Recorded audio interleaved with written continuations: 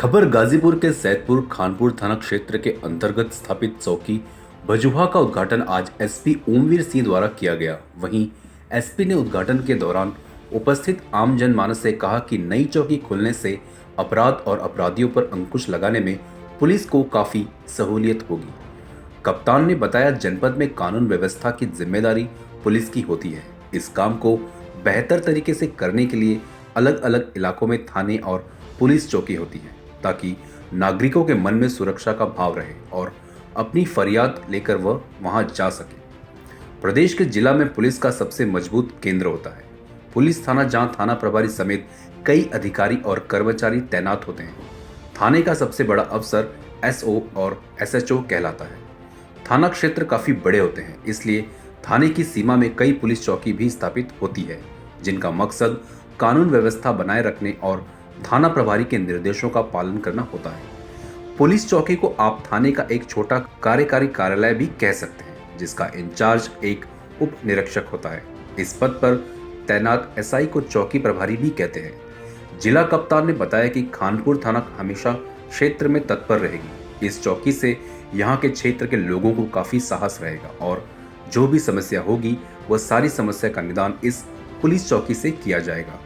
कप्तान ने अपने शब्दों से कानून व्यवस्था से लेकर क्षेत्र की समस्याओं को लेकर सारी बातें संबोधन में बताई और अवगत कराया। मुख्य रूप से राम पुकार सिंह, समाज सेवी, सीओ हितेंद्र कृष्ण, यशो संजय मिश्र, डॉक्टर कैलाश सिंह, पूर्व MLC Ghazipur, Pankaj Singh memento, Ravindranath Singh memento, SO Sadat, Shailesh Mishra, SHO Shiv Prasad Verma, Sanju Pandey, Sarvendra Yadav master, यशो महानाजपुर आजमगढ़, ब्लॉक प्रमुख रमाशंकर सिंह, मुन्ना सिंह पहाड़पुर आदि लोग मौजूद रहे। आज इस नवनिर्मित चौकी के उद्घाटन समारोह में उपस्थित जिनके सौजन्य से ये मेरे सहयोगी, इसके अलावा क्षेत्र के बहुत से यहाँ नागरिकगण, पत्रकार बंधुओं, छायाकार बंधुओं और इस पंडाल में उपस्थित कुछ प्यारे बच्चे भी हैं, माताओं बहनों,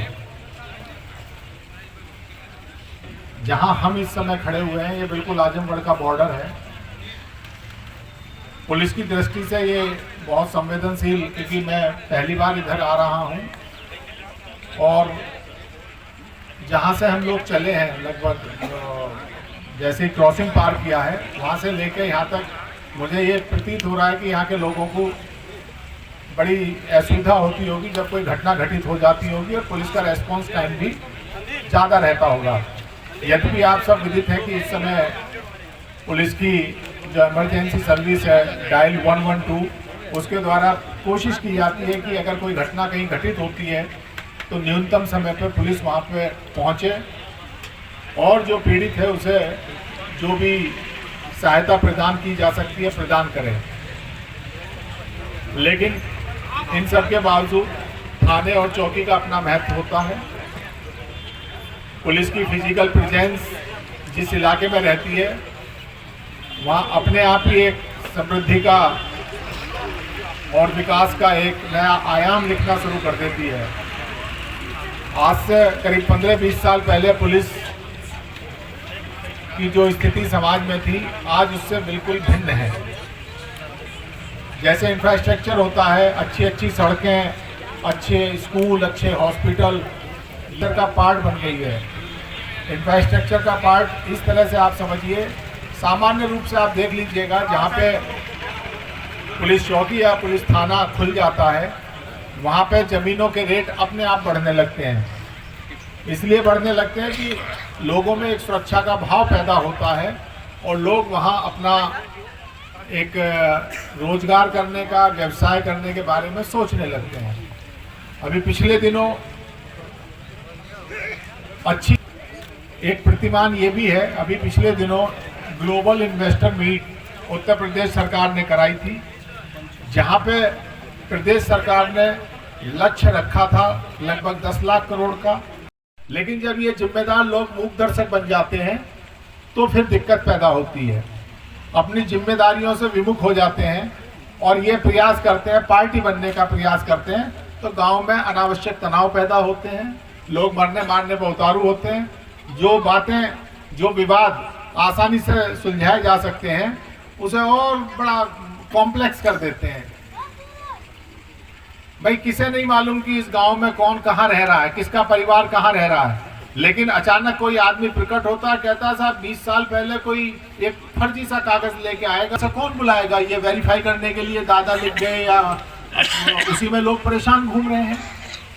तो आप लोगों के माध्यम से मेरा आह्वान है, कम से कम जो जमीनी विवाद है, विशेष रूप से गांव में आबादी वाले विवाद हैं, उसमें थोड़ी सी सक्रिय भूमिका अगर समाज के जिम्मेदार लोग निभाएंगे तो निश्चित रूप से उसमें सुधार होगा।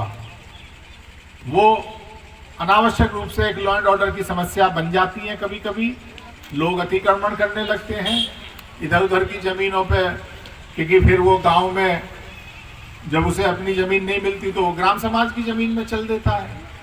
ग्राम समाज की ज़मीन पे एसडीएम साहब तो चलने नहीं देंगे।